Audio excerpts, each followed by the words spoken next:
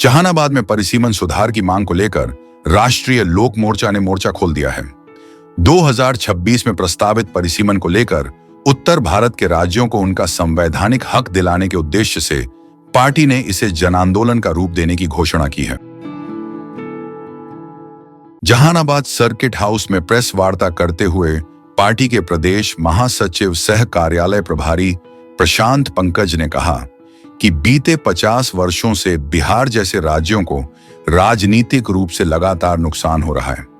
उन्होंने कहा कि हर जनगणना के बाद लोकसभा और विधानसभा सीटों का नए सिरे से निर्धारण होना चाहिए, लेकिन 27वें संविधान संशोधन के जरिए परिसीमन को रोक दिया गया।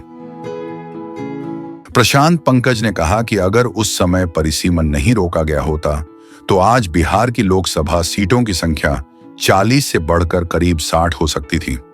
उन्होंने दावा किया कि दक्षिण भारत में औसतन 21 लाख की आबादी पर एक लोकसभा सीट है, जबकि उत्तर भारत में यह संख्या 31 लाख तक पहुंच चुकी है।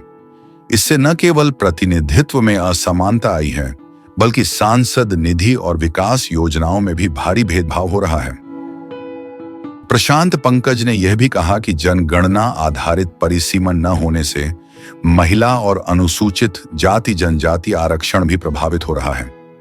उन्होंने बताया कि आने वाले चुनाव में राष्ट्रीय लोक मोर्चा राज्य की कई सीटों पर मजबूती से चुनाव लड़ेगी और इसको लेकर पार्टी के राष्ट्रीय अध्यक्ष उपेंद्र कुशवाहा की एनडीए नेताओं से बातचीत भी चल रही है।